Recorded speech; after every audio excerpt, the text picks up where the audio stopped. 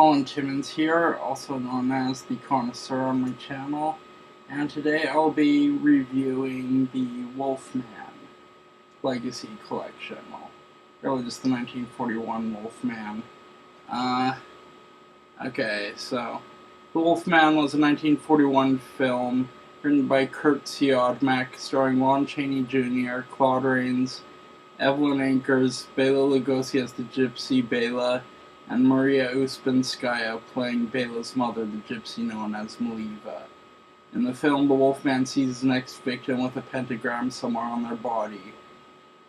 The film was released in 1941 while World War II was raging. The Wolfman is an obvious metaphor for a Nazi. The victims are marked with a five-pointed star, this is a substitute for the Star of David. The Jewish people were forced to wear stars in Nazi-occupied territory. Anyone bitten by a werewolf can become a werewolf. This shows that anyone can become a Nazi wolfman. The werewolf bit the man with the star, and that man went on to become a wolfman. That is the true horror of the story. John Talbot comforts his son Lawrence, saying that a man's own mind can make him believe that he is a werewolf. Lawrence sees his romantic interest, Gwen Conliffe, is wearing the star. He transforms into a wolfman and kills Gwen. The wolfman is then beaten to death by his father, who can't recognize his own son. This is not a horror story. It's a tragedy disguised as a B-movie.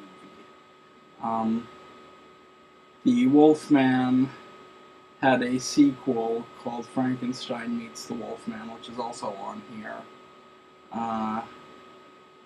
It is the first monster mash, which led to other movies like House of Frankenstein and House of Dracula, and ultimately the best monster mash ever, Abbott and Costello Meet Frankenstein. A young Stan Lee, I believe, saw this movie, among the others, and this inspired the creation. The Universal Monster movie inspired the creation of the Marvel Universe, I believe. That's why we have the MCU.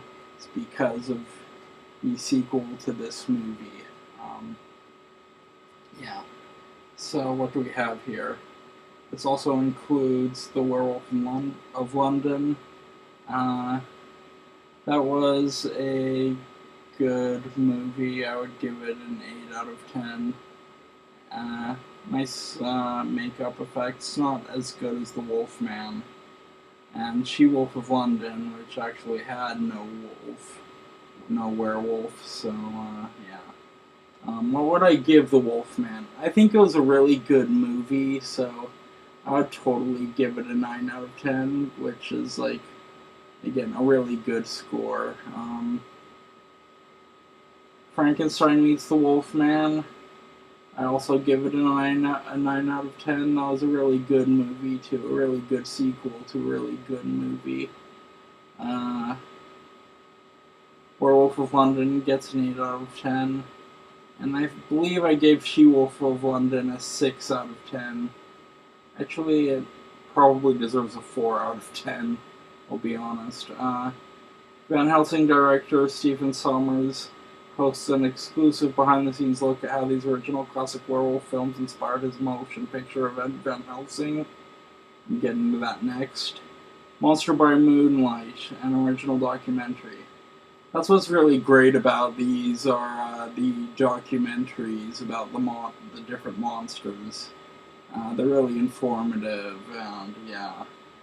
Author and film historian Tom Weaver provides insightful commentary on the Wolfman on an alternate audio track and a newly remastered audio track for maximum clarity. So, here, just a second. As you can see, this is the Wolfman. This is the back.